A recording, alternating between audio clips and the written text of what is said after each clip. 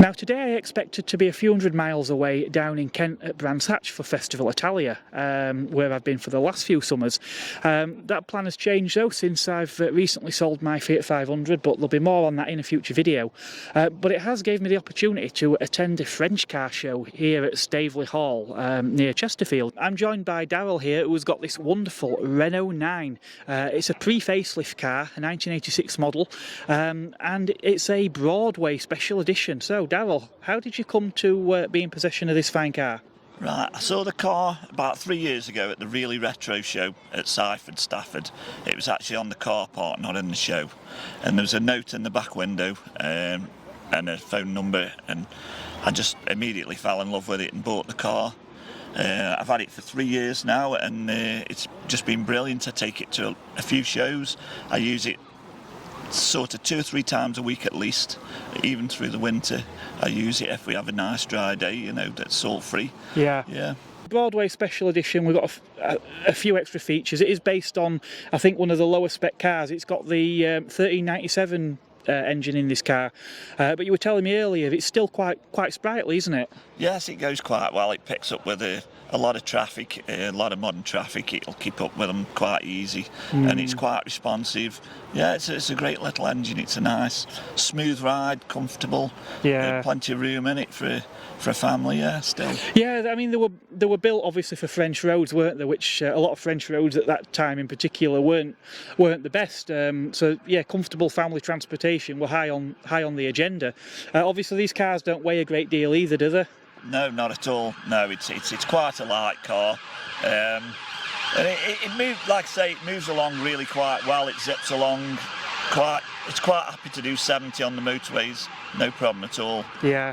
And if you need that little bit of overtaking, that little bit extra, there always seems to be a little bit there.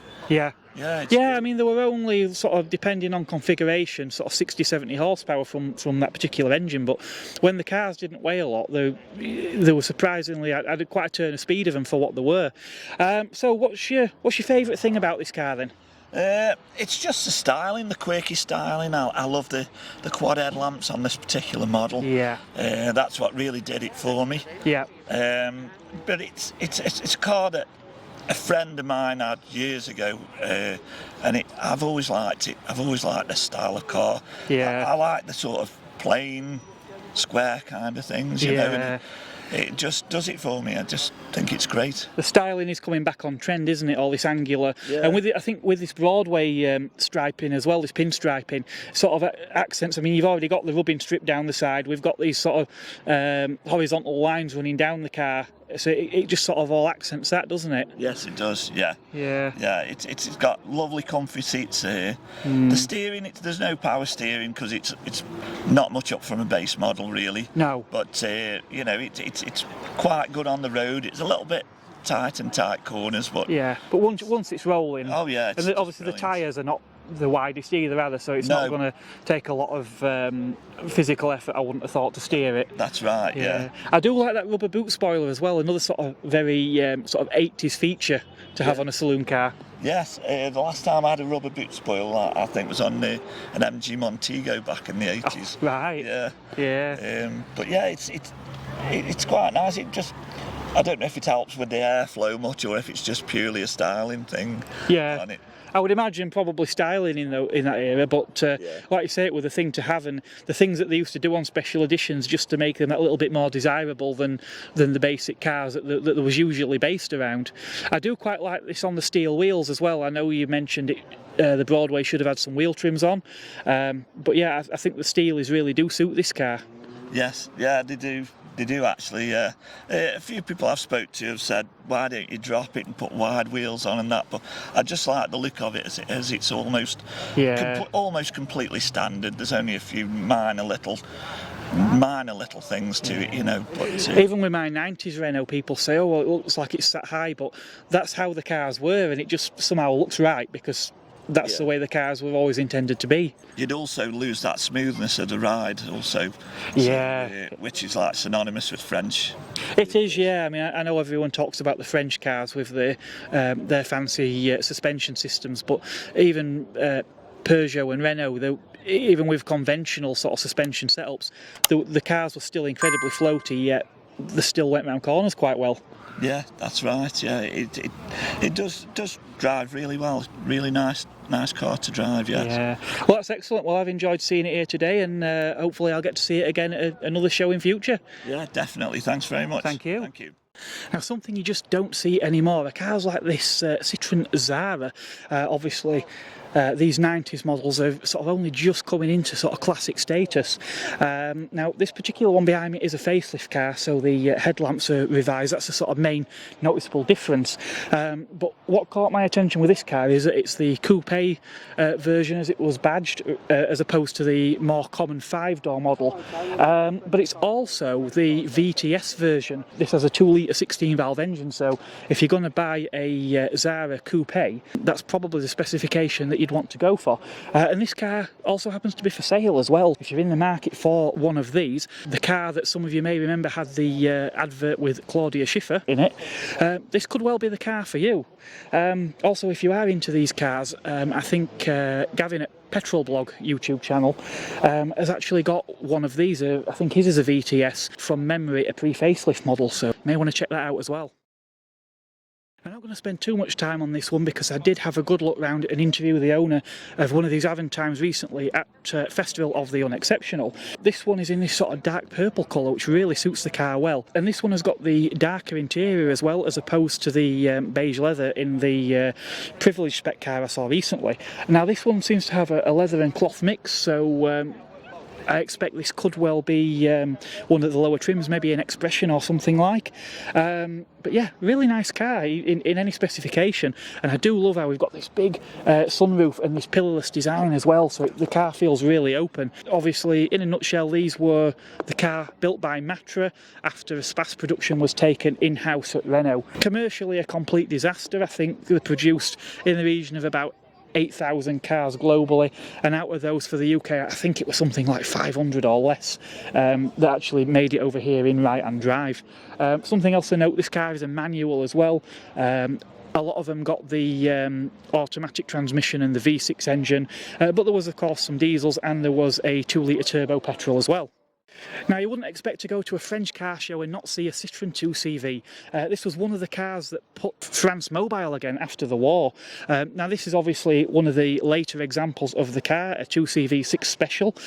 In this red, looks absolutely fantastic. It looks just as good in person as what it probably does now on camera.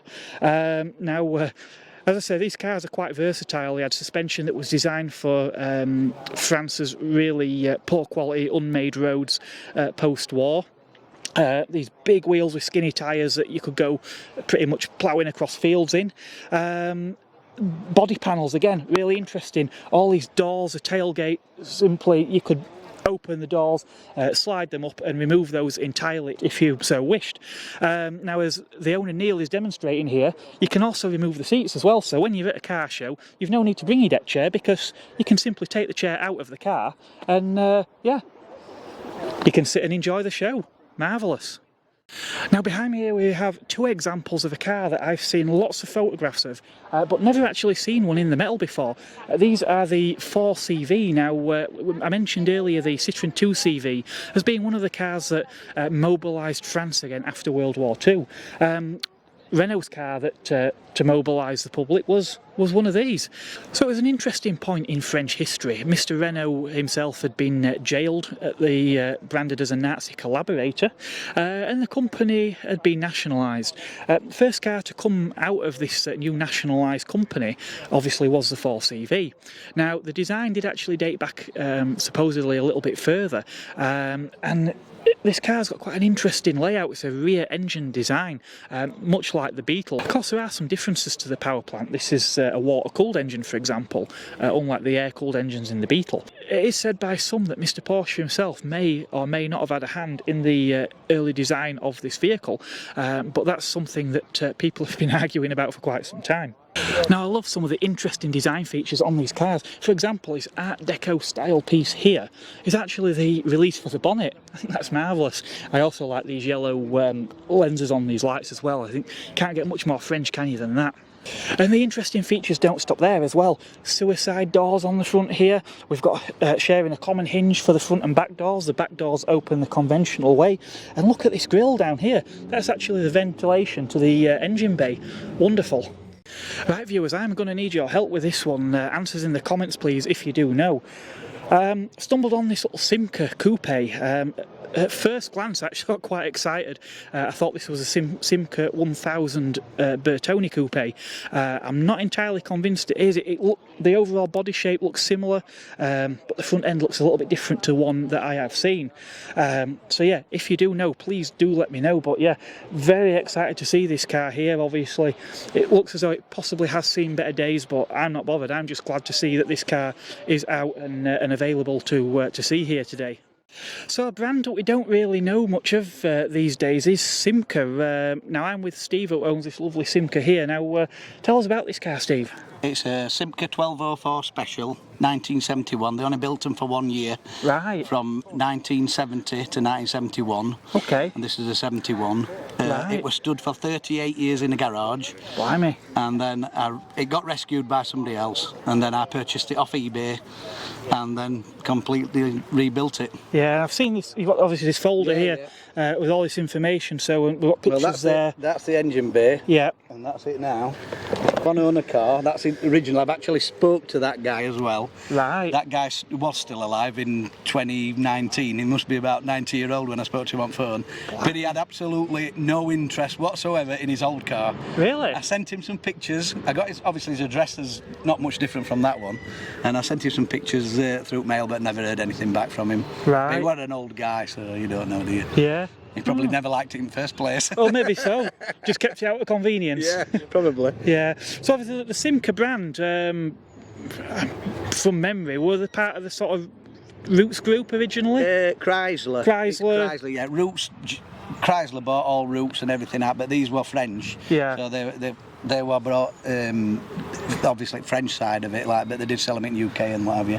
The Simca went to Chrysler, then Chrysler went to Talbot, and then they phased it away for Peugeot. And that's Peugeot, yeah. And well, they've just done the same with Vauxhall, haven't they? Now they've liquidated Vauxhall into Peugeots, really. Yeah, so as a child of the 80s, obviously Simca were all but done by the time I was really aware of what these were. But yeah, I've seen this car obviously at a show before once. It's nice to see it here again. I mean, the paint finish on it in this sunlight as well, it looks absolutely superb. Yeah, my dad actually had one of these. When I was looking to restore an old car, I was looking for an Hillman Avenger. Right. And this came up and I thought, oh, my dad had one of them, so I bought that.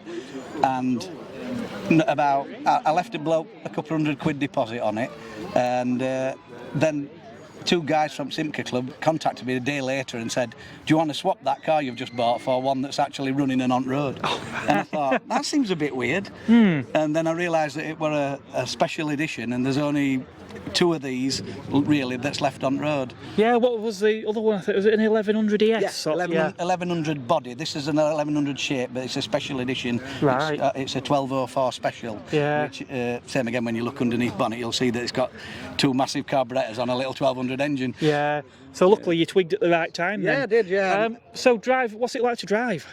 It can be a bit of a task, but it's mainly first gear that's a bit awkward. If you've been travelling along and you pull up at a junction, sometimes first can be a bit awkward. I've never let anybody else drive it, only me, because I know where all gears are. Yeah. I'd hate somebody to kill it. I understand, like a lot of French cars, particularly this era, that were generally geared around comfort. Yeah. Obviously, this one being a little bit special. Yeah. Is it set up the same? Yeah, that's all original interior that's inside it. It's like it's PVC seats, but they're really, really comfortable. Yeah. And it's really nice. And despite the changes under the bonnet, suspension-wise, is it the same as a? Yeah, it's exactly the same sort of suspension. Torsion bar on front, torsion bar on rear. Yeah. Yeah. Excellent. Well, thank you very much for having a chat with me about it. No problem. Thank you. I'm joined here by John and Roy, who've got these lovely Caravels. It's a car you don't see very much of these days. Beautiful rear-engined convertible. So, John, we'll start with you. You've got this white one here. So, how did you come to own this car? When I was a child, my mother had one. Oh, right. It was the car of her dreams. Yeah. So, many years later, I thought I'd like to get one, and found this about 6 years ago in Leeds. Yeah. So, any interesting trips with this car?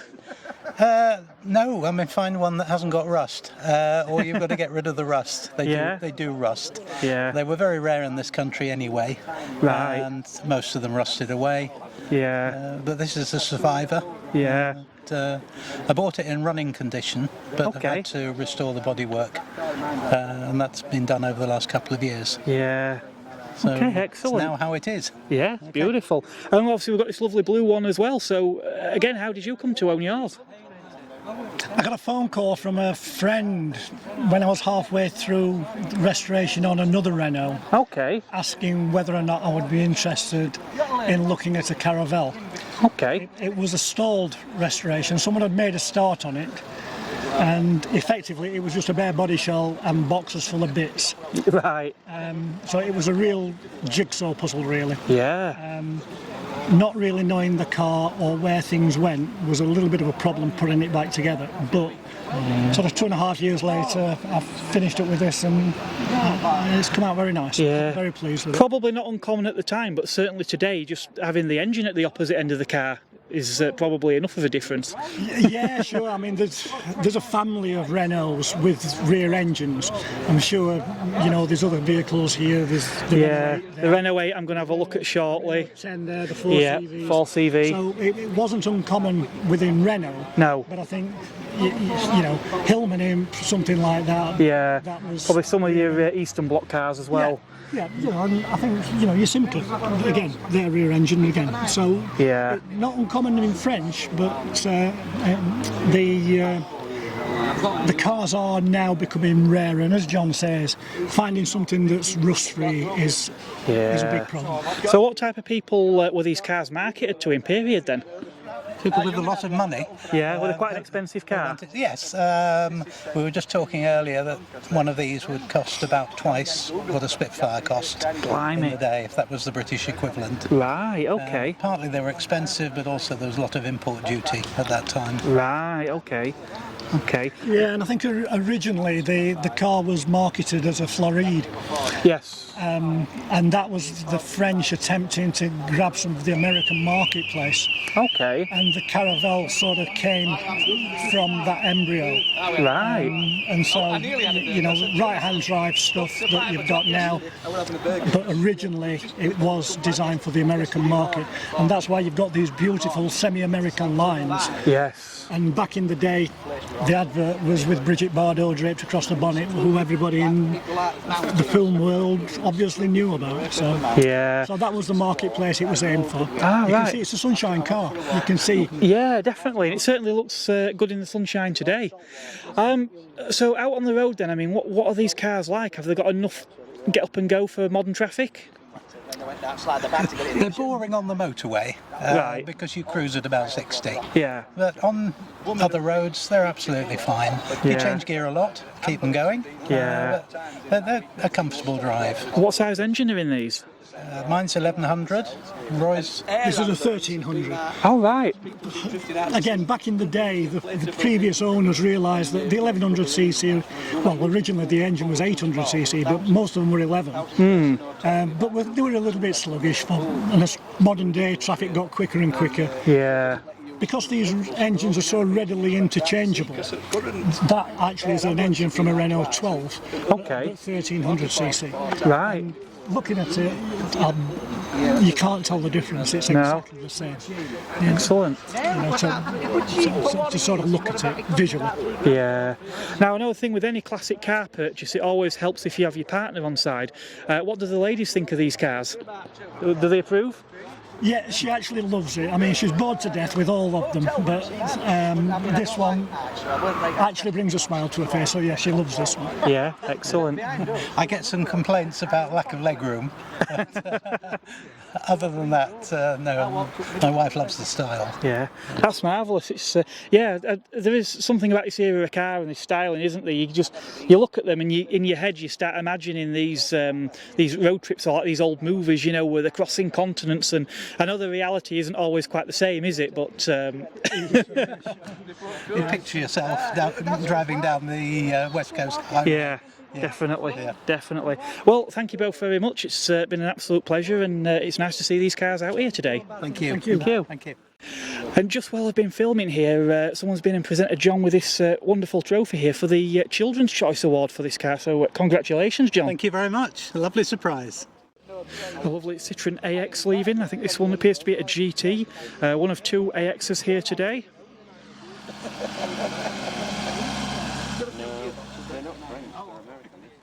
Another notable rear-engined Renault is this Renault VIII. Appears to be a Gardini as well in this lovely blue with that trademark white stripe on. Renault actually did bring the Gardini name back. They did a few Clios and Twingos in Gardini specification, which were loosely based around RS or GT models, but with a little bit of extra equipment on there and a little bit more style. But yeah, absolutely beautiful car, nice lightweight little car. Again, like I say, rear engine, but yeah, quite a sprightly little car, and I would actually love to have a go in one of these. Now, sat alongside a lovely Renault 10, we find a Citroen DS, this one being a DS23 Palace. So yeah, really nice looking car. It's always great to see a DS, and nice to see this particular version here today as well. Now, one car I wanted to mention since I saw it pulling was this Renault 16. Now, the Renault 16 quite unique in the fact that it's a hatchback, which weren't common at all in this era.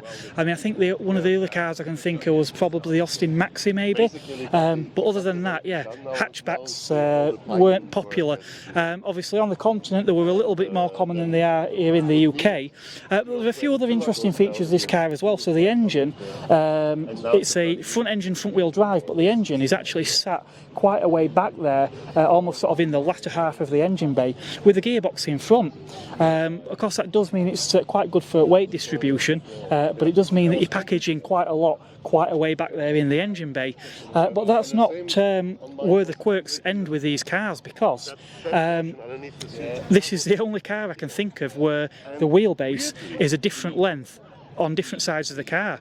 Now, I'm told that is due to the rear suspension setup. Because of the way the suspension's set up, the wheel on one side has to be further forward than on the other. Just a strange quirk that you don't normally see, but the Renault 16 has it. So it'll probably come as no surprise, I'm quite a big fan of the Peugeot 205. This example we've got here behind me is one of the GTI models, and this is the 1.6. Now, I did actually review a 206 on the channel earlier this year. Sadly not a GTI, but it didn't make it any less enjoyable. The one I drove was a very late one, loaned to me by David. It was a 205 Mardi Gras, was the 1100cc engine, and that car was actually a lot of fun, really satisfying to drive. So I can only imagine how much fun a GTI model must be. Another car that I've reviewed on the channel is this lovely Renault Safran 2.5 Executive, which was kindly loaned to me by John only a few months ago.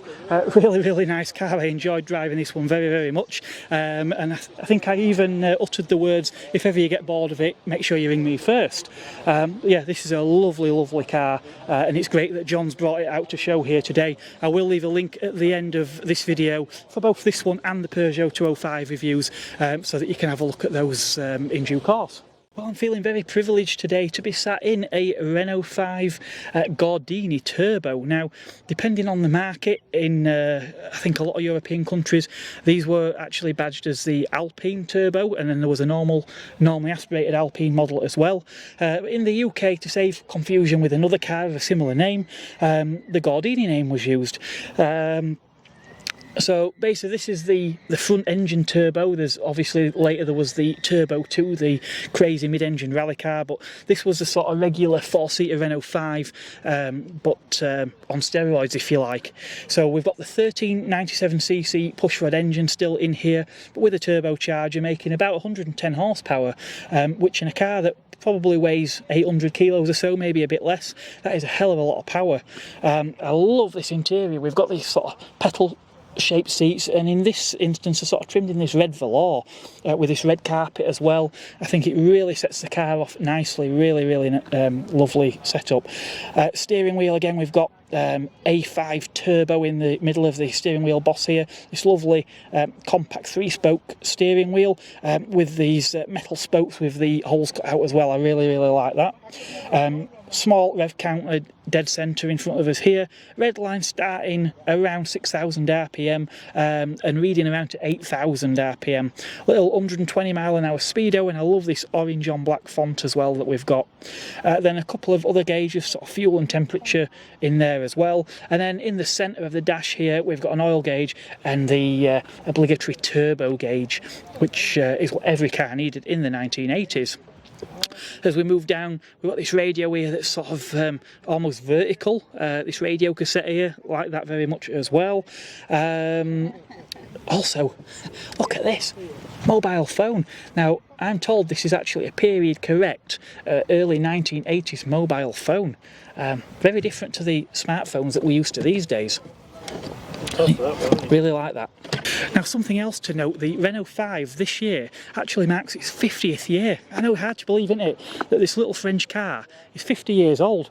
Quite a tragic tale actually behind these cars. The gentleman behind the original design actually passed away just before this car actually made production. I'm sure we'll maybe cover that a bit more in another upcoming video at some point, but yeah, quite a tragic tale that he never really got to see how successful his little project became in reality. So yeah, 50 years this year.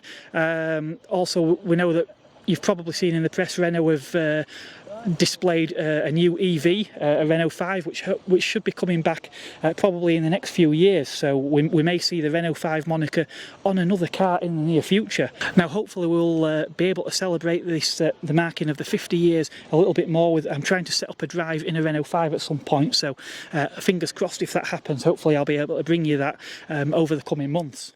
Now, it's always hard trying not to miss things at shows like this, but hiding away under the trees in the shade is this lovely Talbot Peugeot pickup here. I can't say I've ever seen one of those before. That's a lovely little thing to see. Next to that, Citroen CX Turbo. Really nice looking car. I saw that coming earlier. Did actually feature a CX Turbo in a previous video. That was the French cars at the Motorist earlier this year. But yeah, really interesting car. Very French, certainly very Citroen. Wow, finally got to sit in a Renault Alpine A310. Car I've seen around over the years, but I've never had the opportunity to sit in one. First thing I'm aware of is how narrow this this pedal box area is.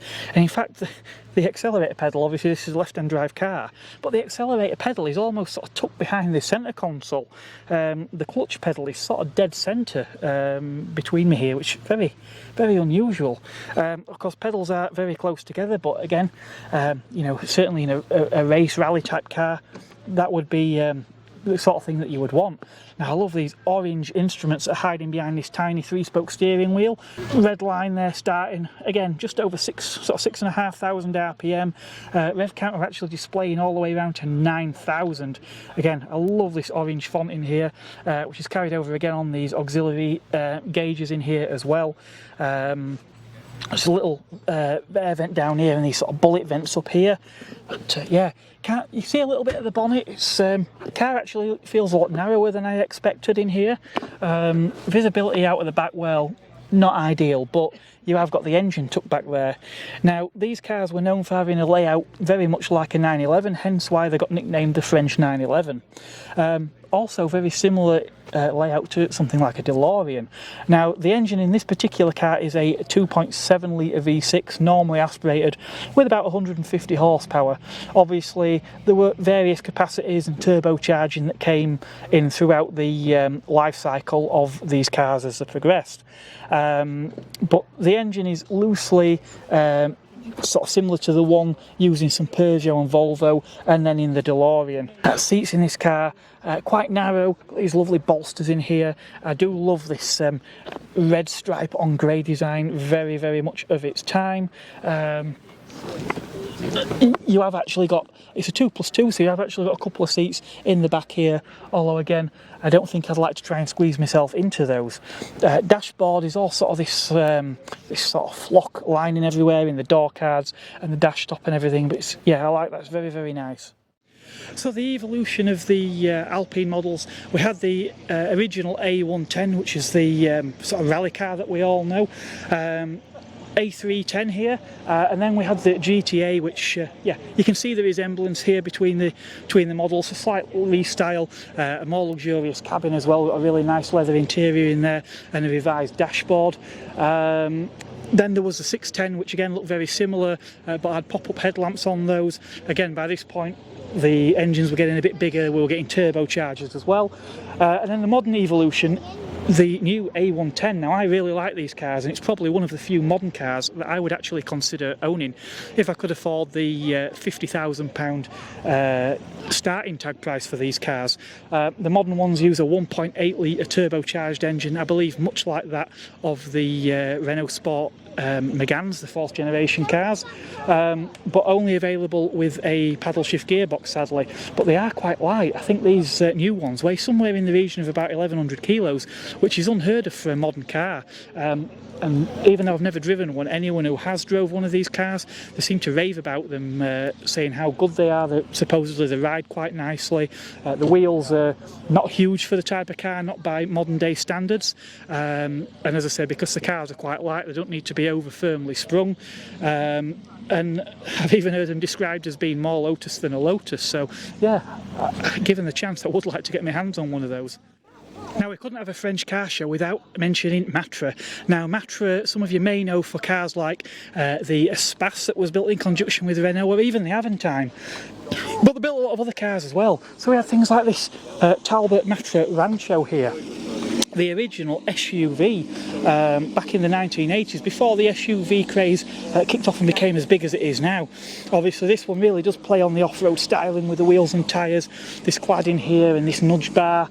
Obviously I love these lamps as well, they're excellent. This sort of little roof rack as well on there. But yeah, incredibly, with this sort of stadium area at the back as well, there's a huge amount of space in the back of these, so probably quite a versatile and practical vehicle. So I'm sat in one of the most unusual cars here today, a Matra Marina, owned by Peter here. Hi Peter. Hello. So we're sat in a car that's 3 seats, which is quite unusual in itself, but not a central driving position. We're a left-hand drive here, and you were telling me the Marina basically follows on from the Bagheera model. Yes, that's right. Yes, it's an improvement with a larger engine, 5-speed instead of a 4-speed gearbox. Now, the engines as well, we said the Bagheera, I think you said the largest engine was a 1400. Yes. These were a 1600 or a 2...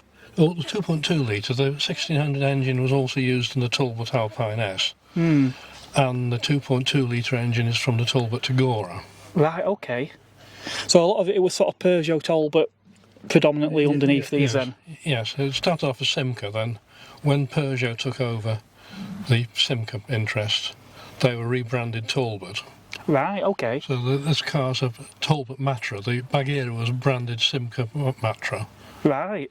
Oh, sorry, Matra Simca. Okay. So what brought you to these cars then? Well, quite by chance actually. I spotted it for sale very close to where I live, and I went to have a look at it. Now, I was rather taken with it. Right. Yeah, it's certainly something different, isn't it? Yes. So what we've got here is a mid-engine sports car, essentially. But like I say, with this rather unusual 3-seat layout. Have you actually had this car with 3 people in? Oh, yes, we have. Yes, my wife and daughter have travelled with me. Yeah. Certainly probably no more snug than a Land Rover Defender, I would imagine. That's true, yes. Yeah. Obviously, just looking the gear lever here, I suppose you have to be familiar with your central passenger, with everything being a bit tight in here. But yes, the joke is it was designed for the Frenchman, his wife and his mistress. Yes, very French. All we need is a dozen ashtrays and we're there, aren't we? Because that was something else the French were obviously known for, liking a lot of ashtrays in the cars. Yeah. Yeah. No, but this is wonderful. I say I've certainly never had the opportunity to sit in one of these cars. What's your favourite feature about this car then? Well, I think the handling, it's very lightweight and very responsive. Okay. Being mid-engine, it's got a perfect 50-50 weight distribution. Yeah. And it weighs less than a tonne, about 950 kilograms. Yeah. So the 1992 brake horsepower engine can propel it quite adequately, I think. Yeah. Yeah. I was thinking actually, they often say about sports cars it's like being sat on the floor, but I think in this car we are quite literally on the floor, aren't we? The seats are actually mounted directly to this floor pan here. But yeah, they've managed to get this flat floor as well, so that's, you know, so that your feet are you've got a nice open footwell area there. I suppose you've got to watch for your passenger not taking over on the pedals. Yes. Well, that's wonderful. Thank you very much. And just one other thing, you were talking about parts I want to cover before we wrap this one up. What is parts availability like on these cars? It's really very good, because most of the mechanical parts are from the Talbot Simca Peugeot parts bin. There's still plenty available on the continent. But there are 3 specialists available in continental Europe who can supply most parts. The most difficult parts are trim parts, particularly the mirrors and the rear light lenses. Okay, excellent. Right, well, thank you again very much. It's been an absolute pleasure to be able to have a look in here today. Thank you. You're very welcome. Now the sun's really out here this afternoon, and I must admit one of the cameras has been overheating, so it has caused me a few issues in filming today. The ice creams are melting, and as am I. Now I think it's a good point to probably wrap this up here, but before I do, something I wanted to mention. We've won something. Yep, the Megane. I came back to it and there was a trophy in front of it, so yeah, nice that we've got this Chesterfield Motorfest trophy here, so yeah. It's fabulous to have that. The Megane has finally won something. Yeah, so there'll be more videos to come along soon, so if you haven't already, again, do make sure you hit that subscribe button. If you've enjoyed the video, give us a thumbs up, and I do love reading through your comments. I do try and respond to as many of those as possible as well, so it'd be great to hear from you in the comment section. As I mentioned before, a couple of the cars, well, the Renault Citroen here, I've actually reviewed that car, so by all means check that out. There's a review on the Megane as well on the channel, as well as that Vilvoorde trip when I took it back to the factory, so that's quite an interesting bit of history if you want to check that one out as well. Also Peugeot 205, wonderful little car, I really enjoyed that one, so you might want to check that video out if you haven't done already. But until next time, it is goodbye from me here at Staveley Hall, and I will catch you in the near future on the next one. Thank you very much for watching.